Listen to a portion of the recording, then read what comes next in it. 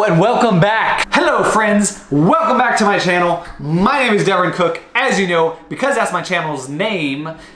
Welcome to this video. I'm going to talk about why you should buy a home in 2020 and not 2021. So stay tuned, we're going to cover it all. Like, subscribe, and comment, and let's go. And share. I forgot that one too. Go. So this video is going to be very simple. I'm going to go over the three top reasons to buy a home in 2020, okay?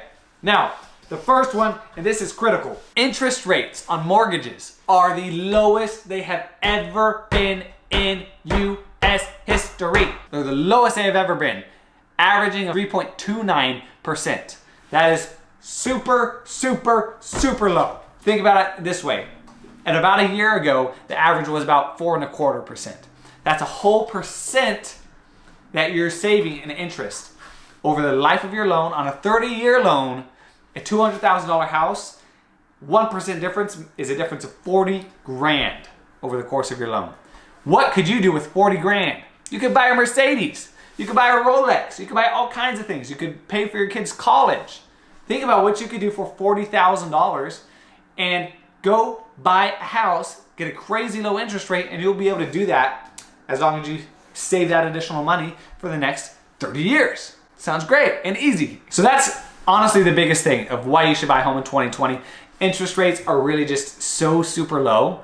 They've never been lower. And you as a buyer, as long as you have good credit, as long as you have some good money to pay for a home and actually put down, you'll be able to get pre-approved for a loan, get final approval for a loan, and actually purchase one. The better your credit score, the lower your interest rate will be. So if you have an 800 credit score, you're gonna get, that bottom 3%. If you have a 500 credit score, 600 credit score, you might be more towards 4%, but still it's incredibly low considering what the average is. Since 1990, I believe, the average is about 8%. So that's almost 3 times what the interest rate is right now. And back in the 80s, the interest rates were about 18%. That's like putting a house on a credit card, and no one would do that because that's just stupid. And so homes have never been more affordable. If you're thinking about buying a home, if you want to buy a home, if you're interested at all, 2020 is the time to do that because we don't know whether or not these interest rates will stay this low for very long. They could very well go up. They could stay this low. They're probably not going to go any lower, but we know in the future most likely they will go up. It's just a matter of when. So go get into a home, talk with the lender, talk with the real estate agent, and make that move today. Number 2 reason why you should buy a home. And I'm going to say this on kind of the anti side of it, which is what a lot of people might say. They'll say, hey, it's an election year. There's a 2020 presidential election in the United States. I should wait and see what happens with that before buying a home. Now, I'm going to tell you, don't wait. Largely because of those interest rates, but also because why would you put off your hopes and your dreams of buying a home just because of what might happen with the presidential election? Whether you go Republican or Democrat or somewhere in between or way off on the other side, it doesn't really matter what happens in the grand scheme of things because you need to be concerned about making your family comfortable and making sure that you can stay in a home, be in a home, and actually create long-term wealth through doing that if that is your wealth building plan. So don't let politics determine your home buying decision. We know that as we get closer to the election, around November timeframe, there's going to be a lot more uncertainty in the market, and so interest rates will probably fluctuate a bit more, meaning go up, which is just another reason that it's a good time to buy a home now because we don't know what the future is going to hold. We know they're all-time lowest now. We don't know how much they're going to go up when they do, and so you want to be able to lock in that low rate.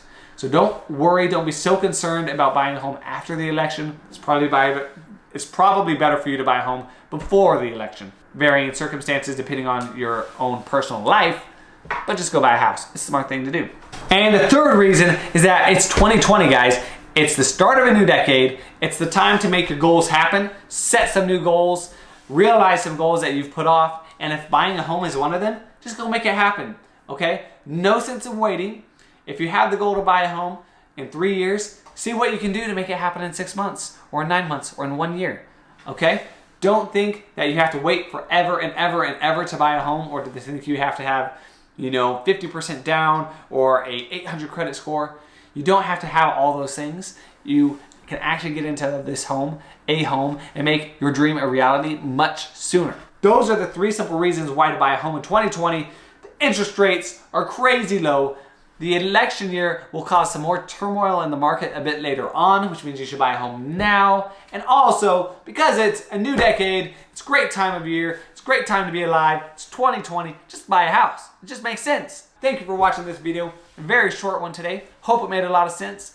Hope you understood what I'm talking about. If you don't, leave a comment down below and I'll answer your questions. But also, you have to like and subscribe this video. See you later. Watch my videos!